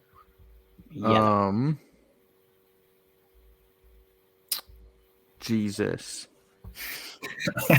it's tough. I mean, the completion percentage for the guy on the left is pretty average. Yeah, I mean, I'm just gonna have to go with the guy on the right. So you're going yellow. Yeah. All right. Any guesses on who these quarterbacks are? No. Are these up-to-date stats after this last week? Correct. Okay. I put these together last night, so I made sure. Desmond Ridder, one of them? I feel like the guy on the right's Jordan Love. He threw 3 picks in one game, my friend. Yeah. True, he did. Oh, I think he only has like 8 touchdowns this season. Yeah. It's the 2 rushing touchdowns. But I thought it was 9 and 2, but the picks, yeah. Dude, I don't know. Is the guy like anyone knows? Is the guy on the left Jared Goff? Wow, you are incredibly close. Kirk Cousins, is it? We're just gonna show it, huh? So, Connor, I said you were close. The guy on the right is Jared Goff. The guy on the left is Russell Wilson, Mr. Barely top 30 quarterback, Jake. I picked Jared Goff. Yeah, Goff is better. It wasn't everyone kind of waffled back and forth. No, I was firmly on Jared Goff's side. But, your reasoning, though, is that because he must use his legs and has rushing yards, Jared Goff does not run the ball. He's got 2 rushing touchdowns. Yeah, I don't know how. Yeah, but Montgomery would have had those too. Yeah, I don't. His team scores a lot more rushing touchdowns, so I guess lower passing touchdowns makes sense a little bit. Sure. Montgomery's had like 7 in the last 2 games alone, so. Also, when the Broncos go down by 40 points every game, and Russell Wilson chucking up. And that's why it's about more than stats, my friends. But for the purpose of today's game, it is purely stats. Are these all QBs? No, but the second one is. After this is the last QBs one. There are 6 total here today. So I don't really feel like reading this out one by one for the radio audience. If you're listening on the radio, watch us on YouTube. I'm going to go left. Seems like he's better. He's not as turnover prone. He's a much better completion percentage. Passing yards aren't as good, but who knows? A lot of factors could go into that. And they're about even with rushing touchdowns, and his rating's much better. So I'm going to go with the white guy in the white color on the left. The white color. It's the left. Yeah, the left for sure. The interceptions are scaring me a little bit on the. Careful, it's a trap. I figured it was. Okay. What do we got? It's not that much of a trap. We got Justin Herbert over Jalen Hurts. Anyone surprised? I thought Hurts would have more touchdowns, passing touchdowns. Yeah. Yeah, sure. He's had some red zone-ish picks this year. Yeah. Yeah, I mean Herbert's still really good. So he's a beast. Yeah, I love Herbert. Yeah. If you're drafting a team right now, if you're a GM, who are you taking out of these 2, though? I think a GM would take Herbert because he's still like kind of the prototype quarterback, and he doesn't run as much. Maybe they're like less injury Safer. risk over time, Right. There's pros and cons both ways. I think I would take Herbert. Yeah. But you can make an argument that since Hurts is more effective on the ground, he can cover up other holes for your team. So maybe he's a more higher ceiling type of guy. But I personally would go Herbert for kind of like what Kyle said. You just love Justin Herbert. That's why. Yeah, because I was so wrong about him coming out of the draft. I'm like, wow, what an idiot pick. And then when he was when last minute he had to go in for his first career start against the Chiefs, I'm like, he's toast. He looked great. Yeah. He looked great. And after that, it was just like, all right, props. It's more rushing touchdowns than I thought he had. Right. Yeah. This one was surprising. And only one pick. Kellen Moore is doing well with that offense. It's just they should have more than 2 wins. The defense sucks. We'll get into this later, but I've got the Chargers for an upset. We'll get there later. Me too. All right. Enough of the quarterbacks. Let's go to running backs. A battle of the yuck. Oh boy.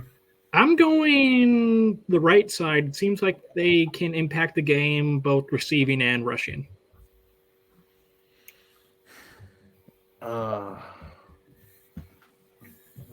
Yeah, I'm gonna take the right just because I don't necessarily take the yards per carry stat all too seriously. I think that there's a lot of things that go into that, like offensive line and play calling and that sort of thing. But I mean, 193 receiving yards, 235 rushing yards versus 247 and 37 for the Spotify listeners. I'm gonna take the yellow also. I think. I mean, in this day and age, you want the more dynamic guy. And when it comes to, running back, like quarterbacks, yards doesn't really matter. But when it comes to running backs, yards do matter. So when you're putting yards up on the ground and in the air, like, Connor said too, the yards per carry is, he could be getting 50 carries a game, you just don't know. So I'm going to take the guy on the right too. The yellow. Anyone have any guesses on which backs these might Pacheco be? one of them? Nope. No. I feel like Kyle just wanted to say his name again. No guesses. No guesses. Drake, you should be awfully familiar. Your boy, Najee versus Josh Jacobs here. Jacobs. Yeah, I think that Jacobs is better, so I'm correct on that guess. For sure. I think Jacobs is still a great running back. The Raiders' offensive line is absolutely atrocious. And Drake looks so concerned about something when he's looking at the graphic. He's like, expect his yards 0.9 yards per be carry. lower? I thought it was 0.9. Exactly. When I did not think it was 3.9. I'm not even gonna lie. That's why it's that's why I can't, Dude, all right, how many negative yards he gets, there's no way he's got 3.9 yards. Maybe he had one 30-yard carry that covered it all. He did, actually. Well, there you go. Okay. Well, I kind of thought more people would be torn by the yards per carry stat, but it didn't seem that way. So good job, everyone, not falling for that. Raiders stink. Packers can't believe we lost to them. But 2 Alabama guys. That's true. Evan, shout out. Alabama boy. Yeah, they need those shout outs, those guys down on their luck in Alabama.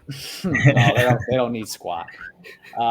Next one is kind of boring. There's not a lot of stats unless you go into analytics for receivers. So this one's pretty straight up. But next, I'm just kidding. Right. Yeah. Because he seems like much more impactful. This seems like a trick, Joe. For sure. So who do you think these might be? One of them's going to be Justin Jefferson, and the other one's going to be Romeo Chase. Doubs. I could see is one CD Lamb. Yes. Is one Jamar Chase? No. Is one Romeo Doubs? No. Dang. Tank Dell? All right, CD Lamb's on the left. Nico Collins. I did think about him. I don't know then. Those are my guesses. Well, I'm taking the guy on the right. For sure. It's got to be on the left. Oh, wow. Adam Thielen. Tricky. Hey. Oh, yeah. I mean, this is just kind of surprising to see. Like, obviously, a lot of that's garbage time for the Panthers and whatnot. But good for I don't him. know. Adam Thielen's been their number one. Oh, for sure. He's that guy. Yeah. Yeah, but they just have to pass a lot because they're down. That's So, and that's kind of what I was Yeah. saying too. But We'll see after the bye too how much more involved the younger guys in They Carolina. need to get Mingo going. Mingo's a great. I mean, I think talk about he's a big possession receiver. Something Bryce Young could use to his DJ advantage. Chark needs to get going a bit too. Bryce Young stinks. I mean, all right. Moving on.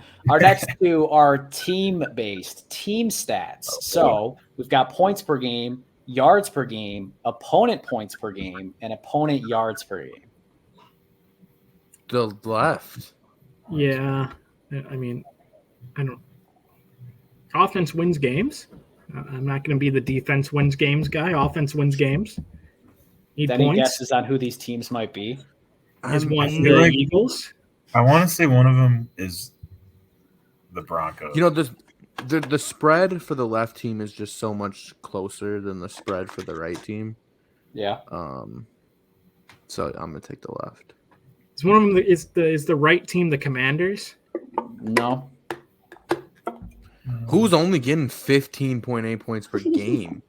It's got to be like the Could be the Panthers? Steelers. I think Joe's laughing about it. It's the Steelers. I was gonna say it's gonna be the Steelers. God damn, Drake! How do they have a good record right now? We're winning the division. our offense sucks. That's what I'm saying. How do they have a good record?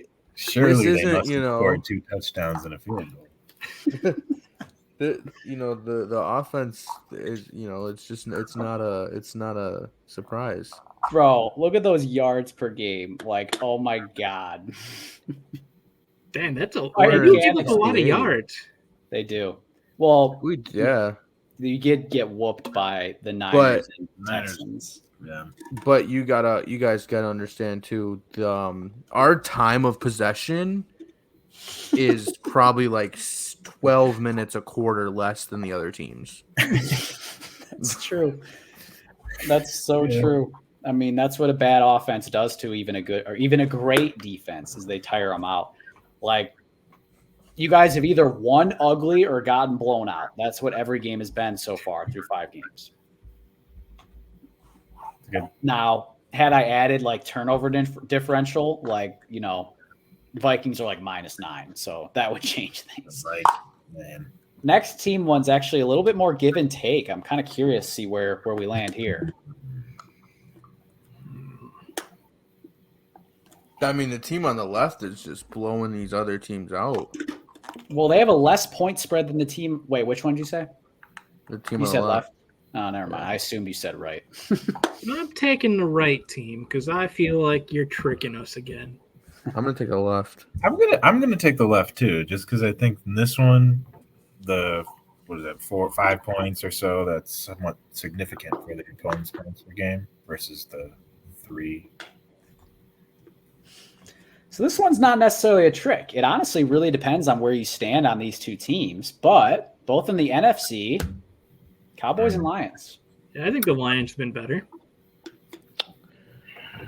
Yeah, I mean, I think think it that tells the story of the season. this is pretty heavily weighed by the Giants game for the Cowboys. Who's the other team they blew out? Someone else that sucks. Patriots. Patriots. And the Patriots Jets. and the Jets. Yeah, they Mac played some Jones, awful Daniel teams Jones. so far.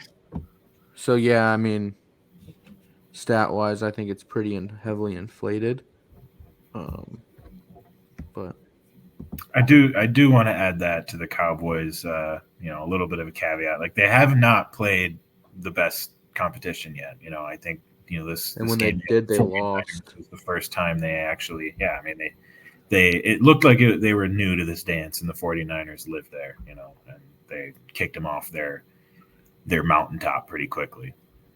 So are we all saying that it's a little early in the season to make our final conclusions? No, mine are made. I No. know Kyle for me. I just think that the Cowboys are whack. Wax. Don't you have them and the Ravens Cowboys are playing in the whack. Super Bowl? I do, and that was a terrible. That's a week horrible pick. for I that. got that's the a best terrible Super pick. Bowl going right now. My prediction's still the Dolphins and Niners. That- Niners winning though. I That would be still interesting. Niners. still I have the got the Chiefs. Niners Steelers. With your Taking over- 15 Wait points to per watch game. that one. Wow. The worst offense to ever win a Super Bowl. It'd be crazy to watch. Hey, let's not count It'd it be the worst entirely out. offense ever to win a playoff game. That'd be a 6-3 Super Bowl with 3 safeties. Hey, they won one with Big Ben where he had the worst quarterback rating in the history of the Super Bowl. Yeah, that's Big Ben though. What do you mean? He can do stuff. He can play bad Like a enough to win. 39 rating? He gets away with stuff. That big. Yeah. that Big Ben head. Sneak dissing. All right, let's move on to we are at about the hour and a half mark, so we will close shop with our picks for this week. So Drake, shout out for being the best picks of last week. So with that in mind, you will kick us off as we get into Thursday night to start with the Broncos going to the Chiefs. Let's see what the spread was. Chiefs by 10.5. I'm like super glad that I get to kick off with probably the easiest pick of this whole list. We don't get to pick them. Well, I have the Chiefs in case anyone was wondering or didn't know, or picks the Broncos. I don't know. Yeah, it's pretty obvious the Chiefs. I mean, I'm probably gonna watch it, but like probably shouldn't. For fantasy. Is Taylor Swift gonna be there? Who cares? Drake, we're not a Taylor Swift show. Well, then they're gonna win if she's Drake there. does it on his own free time. I'm a Swiftie. All right. So obviously we all got the Chiefs. Do you guys all have them covering that 10.5 point spread for our spread listeners? I do. Whatever that means. So do you have them winning by 11 or more? Easily. Probably. Yeah. Funny enough, I picked them to win by 11, so I was right on the money with where the spread would be. I had 31-20. Garbage points for the Broncos or whatnot. There is reports that there's going to be some inclement weather in Kansas City, so maybe that kind of, instead of the Chiefs scoring 80 or 70, The Chiefs would have to die in like a flash flood for the Broncos to win. All right, I didn't pick Well, that. hey, wait, is Travis Kelce playing? I would Is his ankle injury going to be so. anything? Yeah. I think Travis Probably. Kelce or no Travis Kelce. Yeah, he came back to the game last week, so I assume he'll play.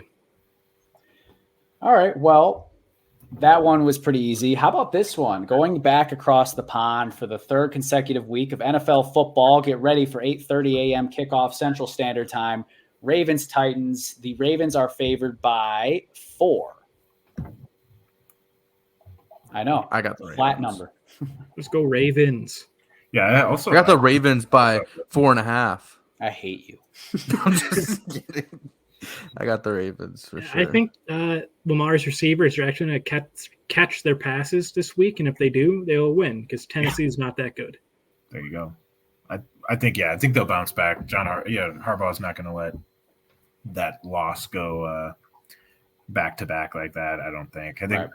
He London. might. We'll see. Well, hopefully not, but I don't think he will. London. We'll see how much that plays a role in it, but I got Baltimore. Joe, who do you got? He died again. Those- Joe Raven. probably. Wait. I'm gonna go ahead and I'm gonna pick for Joe, and Joe picked the Titans. Yo. My Oh, you're back. Was back. I just out? Yeah, Dude, you is were Spur like eating the like internet cables at your guys' house? right. He's chewing on the playground. That's Peach's job. So I guess I cut out, but I said we're all in agreement, which is kind of dangerous. Ravens 23-17. I think their offense will still be a little ugly. I don't know. I Their picked for offense is you. I always think you ugly. got the Titans. Moving on. Speaking of ugly, Carolina, the last winless team, has a tough test going to Miami where they are 13.5 point dogs. Is that the biggest spread this year so far? I think Probably. 13.5 has happened once before. I think Miami had a huge spread against Okay, just keep going because I can't. One of those guys. Miami for sure. They're gonna run up the points. One of them. I think Carolina is no shot there. They don't really have the guns for this battle. They don't have the horses. No, I'm gonna go They have the with cats. Miami. You guys never heard that saying? Yeah, I have. Yeah, I just didn't expect you to pull that one out. Like a field general. It's a little complex for you, Kyle. Well, You and your piano. not a lot of pushback here so far. Again, 4 for 4. I got Miami covering the spread too. I do think the Panthers offense can crack 20 with how bad that Dolphins defense has been this year so far, but I guess we'll see there.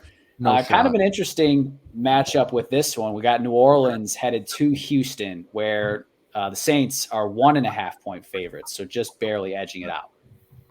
I've got Houston. Oh. I'm taking Houston as well. Oh.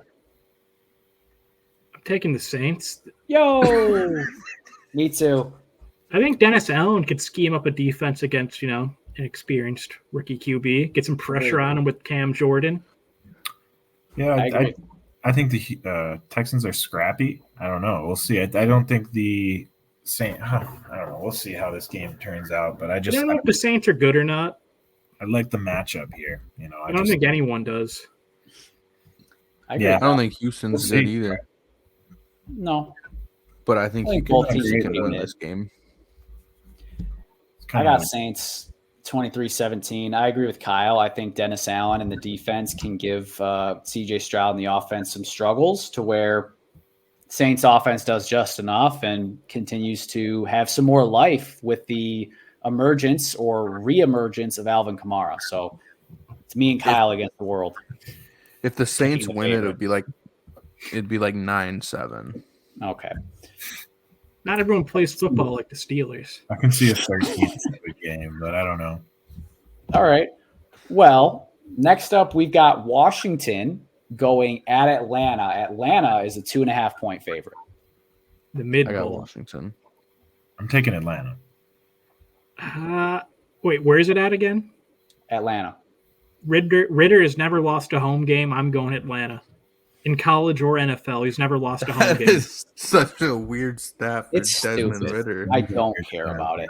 So he's good luck. I'm going with Ritter at home. Ritter at home. I'm with Drake here. Washington, I think they're going to have like a pride bounce back game after what they let the Bears do to them, specifically DJ Bears Moore. offense is picking it up, though. I agree, but I don't think the Falcons' offense is very good still. I think it's very mid. They can't stop the run. The Commanders can't stop the run, and that's what the Falcons like to do. The Falcons I think they're gonna run all over them, and I don't think they're gonna have any time to do anything. I don't know. Arthur Smith doesn't like to use his best guy. Like, even though Bijan is clearly a beast, it's like he's just giving way too much run to Tyler Algier. He's good too, man. He's not as good as him, but he's above average. I think you gotta think that they're don't want to use all the tread on the tires right now. Right, exactly. They gotta take. This is when those tires are the most valuable. Yeah, I'm a huge Bijan fan. Shout out to Bijan. He's a local Tucson guy, so Oh, is he? Hey, yeah, he is. So I thought you were in Greece. Contrary to popular belief, no. I love Bijan. I think he's gonna run all over the Commanders. They looked very, very silly. I would say the Commanders looked silly in their game against Chicago, and I don't know. Herbert was getting all the yards he wanted that game until he got hurt. Fair. Until they stop that hemorrhaging, I'm not gonna pick. Okay. Well, another split decision. I don't expect a split decision on this one, but I wonder if anyone has the courage to pick the dogs here. The Colts, without Anthony Richardson, with Gardner Minshew, shout out to Jay with his favorite player there, are going to Jacksonville, his former team, might you remember. And Jacksonville is 4.5-point favorites. Their first time with London Lawrence being back from across the pond. I've got the Colts. Oh. Yeah. Oh. I'm not super impressed by the Jaguars. I heard me either, Colts. and I think that me and Kyle said the Colts. Yeah. Okay. I said think that Jags. the Colts run game is just gonna. I think that's what's gonna be the weak point for the Jags. Their defense has been scrappy this year too. Mhm. Yeah, the Colts defense has been tough. I agree. I think that's what gave me the biggest pause on this. But I think I've got to stick with my guns that I was talking about earlier, that I think Trevor Lawrence is going to be better in these upcoming games. And I think this is going to be one of those where he establishes his dominance over the Indianapolis. He could still play good and lose. Out though. of That's true, but I don't. all of my, go ahead.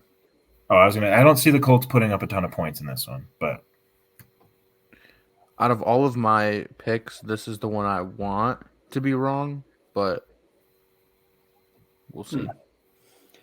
Well, I'm with Connor. I got the Jags. Now, I will say the Colts do make me nervous for the Jags because I do think Gardner Minshew is a very capable backup.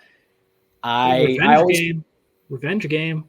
That's exactly. And, Jacksonville's not a great home team. Like, it's not a home field advantage, really. So that doesn't mean anything to me. But better off. the Colts have not won in Jacksonville since, I want to say, like 2016, something like outrageous like that, no matter how bad Jacksonville's been in those times. Mind you, having the number one pick 2 of those years. So I think there's something there. But again, I'd still be nervous here. I had the Jags 23-20 in an absolute grinder. But I can't fault you guys. I like that score. I like that score prediction. Yeah, but that's really threading the needle. I'm picking the Jags to win, but not to win by the spread. So, that's always dangerous. But I always make my score predictions before I look at the spread and then, compare afterwards. This next game is my personal this is my favorite game of the weekend, and that's going to be Seattle going to Cincinnati. Cincinnati, coming off their W, is 2.5-point favorites at home.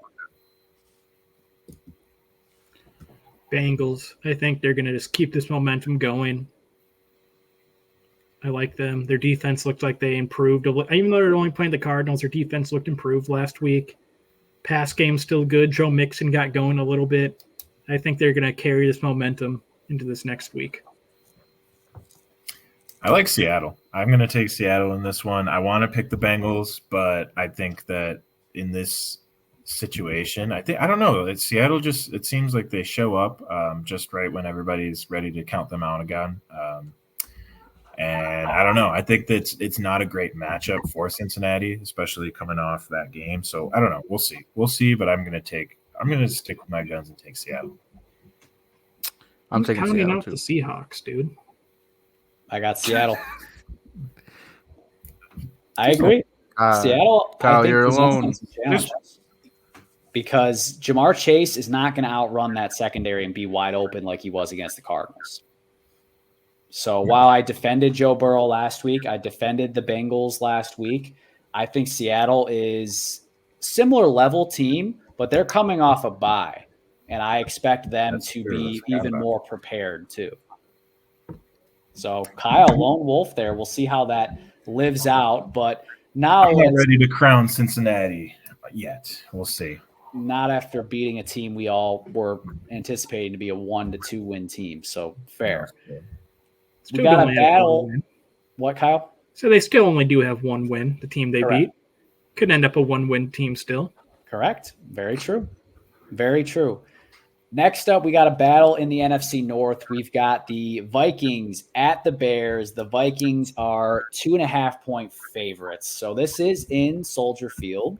Kyle, as our resident Bears fan, you may kick us off. This is the first time I'm picking the Bears to win this year. No Jefferson. Their defense is awful. The Vikings defense. If Justin Fields can keep the momentum he's had these last two last games going, I think we could win. not comfortably. Probably be a close game because our defense isn't great. They have a good offense, but without Jefferson, I think that'll slow them down a bit. Their number one target will be, probably Jordan Addison or Hawkinson.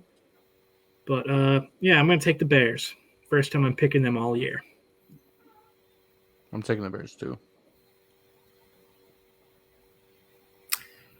This one was probably the toughest one for me, just because I really don't know this. This game is kind of a mystery to me. But they're both awful. I'm gonna lean towards Minnesota just because I think they have a little bit more juice than Chicago. What juice? I mean, they've still got plenty of talent on that offense. Nuh-uh. Listen, great. They've got what? Nuh-uh. I don't like it any more than you do, but we got two turds. Seems like you do here. I don't know. You're forcing me to pick a winner, and I'm going to pick the shinier of the two turds, Kyle. Wow. I'm on the Bears side here. I agree. I barely though. I toss up genuinely a coin flip. I got Bears 24-23. I do think the Vikings will struggle. Yeah, I think they'll struggle without Jefferson. How do you see the game ending here? Game-winning field goal? No, I see the Vikings driving and then throwing a game-losing pick or fumble. That's been kind of their MO this year so far. So yeah, they have 8 fumbles through like the first 5 weeks. Fumbles lost. 8 fumbles it's crazy. lost. It's crazy. So another brutal L for them. This next game is actually one of my. This was up there too in me talking about favorite game, kind of low key. Maybe you guys think this will be a total blowout, but we got San Fran going to Cleveland. I find this an interesting matchup just from a defense and edge rushing standpoint, but I've got a lot of shaking heads right now, so maybe I'm wrong. PJ Walker's probably going to start this week, dude. That would Watson is still hurt. Terrible take. Even if Deshaun Watson did play. Yeah. I think with a healthy Browns team, this maybe is more. Yeah, if Nick Chubb played. Yeah, Chubb and Watson. I could see PJ I Walker see and Jerome Ford. Yeah, I see the thinking, and that okay, Cleveland, they might muck up the overconfident gears of the Niners, but I don't see it happening. All right. And they've got, Myles Garrett versus Trent Williams is that's going to be awesome to watch. But 49ers still got this game. No, my boots aren't shaking at all. I don't think they should be nervous about losing, but I do think that the Browns defense can make this kind of a grind out game. Not like it comes down to the wire. That's not what I'm saying. If anything, I think they'll just be up 7 throughout the game. So the score that came to me was when operating under the assumption that Watson would play, but either way they cover. I had Niners 24-17 to where their pass rush actually does slow down the Niners to some degree, but if the offense, even with Watson, would be bad enough to where they were always in a losing battle. So if it's not Deshaun Watson, it's probably 24-10, but either way, we all got the Niners. I'm just the only one who thinks it could be a little bit more of a grind out. I mean, I don't think it's going to be a blowout. Yeah, I just don't think it'll be, I'm not worried against any defense against the Niners the rest of the year after what they did to the Cowboys. So it's a fair take. Yeah. It's a very fair take. Well, next up, we've got the Mac Jones revenge game. Last year, he got stiff-armed into college by Chandler Jones, who's no longer playing. But we've got the Patriots headed to Vegas for another turd bowl. I've got Vegas. I'm taking the Raiders. Just so stinky out of New England. They have a kind of a pulse right now, and I'm not sure anyone on the Patriots is even alive. They could be a ghost team. We just don't know it. Like those ghost pirates in the Pirates of the Caribbean, Wow. The ghost pirates. Yeah. Curse of the Black Yes, Pearl. Kyle, the ghost pirate. Wow. Okay. Well, I'm the lone wolf here. I got Patriots 20-9. Honestly, I don't have much from an analysis standpoint to say that why they're going to win here, besides the fact that it's just that they have Bill Belichick. Bill Belichick versus Josh McDaniels specifically. How'd Like that go last year, dweeb? they should have, they blew it. You know, they should have been going to OT, and it was a toss up. So you can't even make that point. And I think that the Raiders are worse now than they were from a talent So the standpoint. Patriots. Oh, Who's the for sure. Saints head- So Who's the It's Saints still- head coach? Dennis Allen. That's different, though. That's defensive coach versus defensive coach. I mean this specifically from a standpoint of Belichick and McDaniels are very familiar with each other. And in this case, I'm going to take Belichick in that instance. 20-19 is what I got here. So not like I'm calling for a barn burner. A lot of I think 1-point these games two are coming bottom for. teams. Yeah, there's a lot of 1-point games that are going to happen this week, Joe. There's some tough games to pick here. But next up here is another one that I kind of maybe not struggled with, but did think about for some time, and that's Detroit heading to Tampa. And Detroit is a flat 3-point favorite here. This one actually was very tough for me. I've got Detroit. I'm confident in the defense of the line. Like we all know what the offense is capable of, but that defense has been showing up recently, and I don't know. The Buccaneers, they're sneaky good. They are sneaky good. They're coming off a bye, correct? Yes. So, Like I said last week, this is Baker Mayfield's comeback year. It's Geno Smith year. Taking them? No. I'm taking the Buccaneers. The Detroit traveling down to the Florida Heat. Never good for the northern teams, especially a dome team where they play in perfect weather every home game, you know? Because they're soft. Yeah. Well, And they have, and Buccaneers offense hasn't been terrible this year. It's actually been, slightly above average, I'm pretty sure, like, all their stats. So I'm going Buccaneers. I think they have the much better defense. I was going to say, the Buccaneers defense is pretty good. Yeah. You get to talk yourself. Well, I left this one blank, and I was going to make the decision on the fly.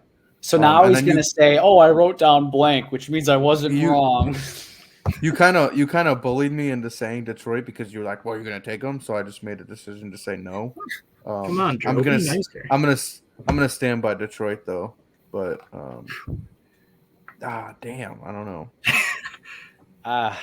It was a tough one. I got Detroit too, but I think this is going to be the best game of the week. That's fair. Could be. Yeah. I'm gonna write down Detroit. Here it goes. Right, I took it. I took Detroit. Okay. Well, final stretch of games here. Battle in the West with Connor's Cardinals going to the Rams. Whose house? Don't you associate me. Oh, yeah. Rams 7-point favorites. Connor's wearing his Josh Dobbs jersey right now. You stop that. You stop. When he was on the Steelers? No, Wait, you're not a Rams. He's a Cardinals fan. fan. Cardinals fan? Stop this slander. You both know. You had a Larry Fitzgerald fathead in your room growing up. I saw it all the time. True. I had a Brandon Jennings fathead in my room growing up. Kyle. Kyle's always throwing out lies. So, okay. The pain. I thought that just since you live in Arizona, you're automatically like a Cardinals fan because that's No, actually, people in Arizona don't care about the Cardinals really. Like most people, at least where I am here, most people are either Raiders fans or Cowboys fans because the Cardinals didn't like the big team down there. Is that like the Suns? Yeah, but the Cardinals didn't get here until the 80s, and most so football fans, the Raider fans here, or Cowboy fans, or sometimes Rams fans, but because that's who they cheered for before the Cardinals moved over here from St. Louis. Aren't a lot of the old people like Bears, Packers fans too? Well, you have a lot of transplants here. That's why the city. When those games are played, you have more Packer fans than Cardinals fans, or more Packer fans than Raider fans at the game. Same thing. But yeah. So you got the Cardinals? You got the Rams. All right. The Cardinals. too. Thanks for the Cardinals history lesson. Yeah, there you go. The Cardinals seem more concerned with playing well than winning, which I think is probably what they should be doing right now anyway. But Gannon seems like a pretty decent coach. I thought he was just going to be a big dweeb after all of his preseason videos. His inspirational speeches. Yeah, you ask him they took the bus to the... Who took the bus here? I still don't know what that means. Here? Maybe there's something to that. What pro athlete's taking the bus? It's metaphorical. Metaphorical. Well, Eberflus is taking the tank, according to you, Kyle. We're turning it around. But yeah, let's not get off topic. So Connor's got the Rams. I've got the Rams. Yeah, I think we all just picked the Rams. Yeah, Rams. I do think it'll be kind of a, not a good game, but like not a terrible game. Like they're not just going to get their doors blown off, because I think Connor made a good point, while silly, is that they're more concerned with playing well than winning. They are silent tanking. Like Gannon's doing a good job. The players are playing hard. They just don't got players. I think that's just called losing, Joe. No, that's just not how that goes. They're losing well. They're losing. Yes, well. they are, but they're losing well. I think especially when they beat the Cowboys, that as a management standpoint, they got a little concerned. They're like, man, we're going to play ourselves into a very mid pick. So you do things like cutting the holder of the team to where the following week, the punter goes into hold and faces the laces the wrong way and you miss a kick. Like that is how you tank in the NFL, is you make small decisions that don't look like you're tanking, but you're helping push the odds against yourself. Just a quick Cardinals tip for anyone who cares. Tank for Caleb. Yeah, exactly. We've got a battle of green here with the Eagles going at the Jets. Another flat odds here, at least when I wrote them down. Is this a Sunday night game? 7. No, the Bills are Sunday night. This is not Sunday night, I don't believe. No, I thought it was because the Jets had so many, in a row with Zach Wilson. They do this to us every year. Last year was the Broncos. Now we're forced to watch Jets games on prime time. It's the Eagles. They're just the much superior team all around. No matter what position group you look at, Eagles have the advantage, except maybe the secondary, but still, even then, it's the Eagles. And we might as well just skip the Sunday night game because I didn't even look at that one when I asked the question about the Carolina. All right, so no one's taking the Giants. Yeah. All right, shout out Bills. So Connor already. Kyle, what do you mean? Wait, I didn't know what the game was. Oh, okay. That's why Bills Giants. Okay. All right. Right before we hit the 2-hour mark, last game, Connor kind of tipped his hand a little bit earlier, but we've got Dallas at the Chargers. And let me get the spread real quick. Dallas by 2.5. I got the Chargers. I got the Chargers. Bolt up. Whoa. Wow. You guys know Bolt up. Bolt up. Bolt up. You guys seen him? Bolt up. Who? Bolt Man. Okay. Oh my God. So you guys all had Chargers, right? Yeah. All right. I'm a lone wolf with the Cowboys, I guess. Cowboys by 3. I think this is just a trap game for them. I think they're going to be, I think it's just a bad matchup for the Cowboys. The Chargers are one of those teams that can really put up points. I am under the impression that Eckler's going to play, though. Yeah, I think he is. If he doesn't, then I'd take Dallas. Too bad. You make the picks right now. Sticking with it. But 1 second. 1 second. I've got the Chargers. Oh no, where's Bolt Man? All right, Kyle. No, I want you guys to see this. Get removed from the stream. Oh, I downloaded in the wrong format. Oh no.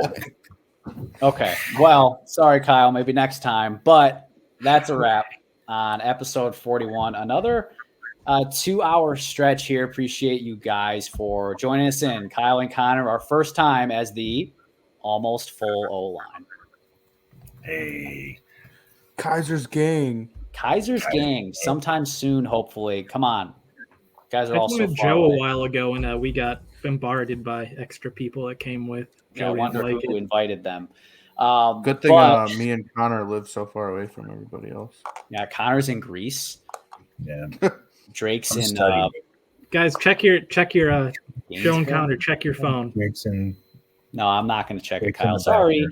But that is a wrap. Kyle may or may not be. I can't see it. You're blurred out. All I see is your. Funny that I see him. That's Boltman. Oh my God. That's nobody. That's not a guy. That's Boltman. Goodbye, Kyle. Thank you for joining us. I don't think he's happy about that. I'll join him right back in for the final send-off here. But next week will be our NBA preview and kickoff week. So that will be a special episode, more details to come. That's a wrap for today. Thanks for joining in. Episode 41. Check us out on YouTube, Spotify, and Instagram for all of our fun content. And until next week. Mad Talk.